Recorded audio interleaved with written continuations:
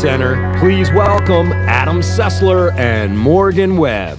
Hello and welcome to Xplay. The games on today's show feature a menagerie of strange and delightful creatures. We've got violent urban youth in 187 Ride or Die, homicidal giant sloths, and radiata stories. Nintendogs has, well, you get the idea. Yeah, then we've got Squad Assault Second Wave, which has Nazis, which used to be scary before they were in like every game.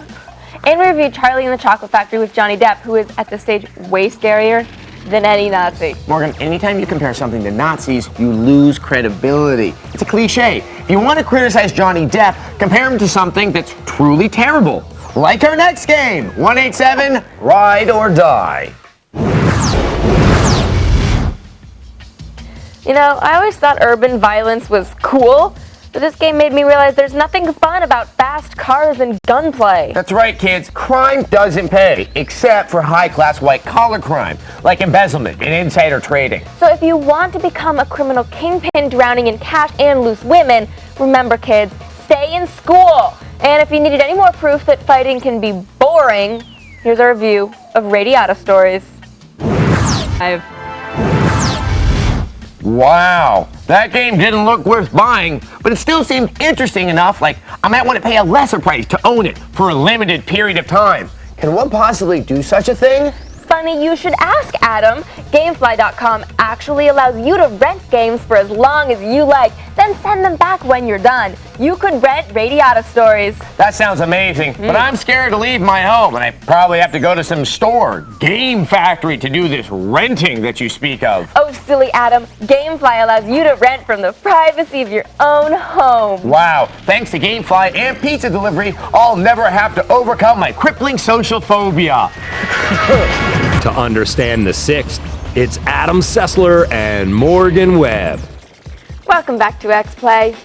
Remember back when Nazis were still interesting? Used to be games with Nazis were good, like Wolfenstein 3D or the 1936 Olympics. That's a good one. But soon Nazis were everywhere. Shooters, RTSs. I'm pretty sure Heinrich Himmler shows up at NBA Live 04. Do you have to use a cheat code for that? Anyway, here's yet another Nazi game. It's Squad Assault Second Wave.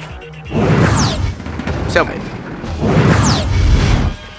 I don't know why anyone would buy Squad Assault. It's not like there are no other World War II RTSs out there. and Morgan, sometimes people choose inferior products, even though there are infinitely better things they could do with their time or money. And that's why we're still on the air. I'm cool with that. It's Adam Sessler and Morgan Webb.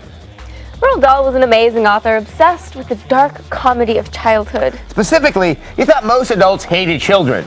He's right. I certainly hate children. I think it's a bit of a stretch to consider you an adult.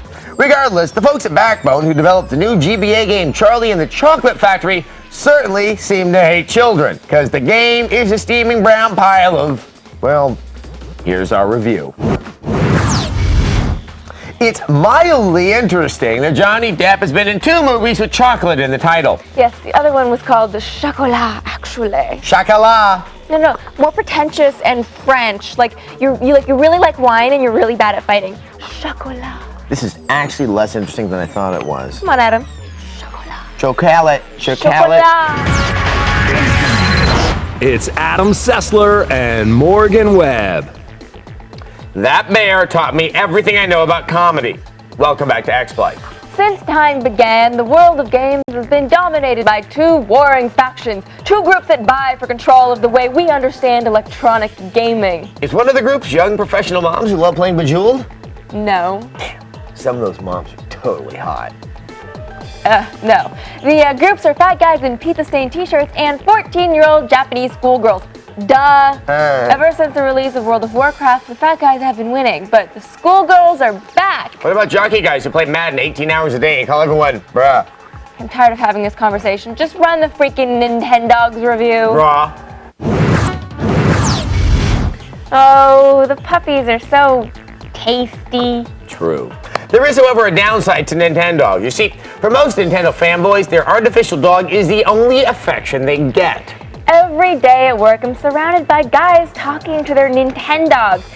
Sit, Dandelion, sit! All day long. And that gets annoying and sad really quick. Almost as sad as realizing that that's the closest most of these guys are ever gonna get to having a girlfriend. I saw these Japanese dating sims. Or The Sims 2. There's some high quality action in that game. It's more like fireworks, but whatever. And that was the one thing I thought Nintendogs was missing. Hot puppy on puppy action. Oh. And we have just enough time for viewer mail. Today's email is from Vic Viper 26. I bet he's tough. I bet he is, and there's 25 others just like him.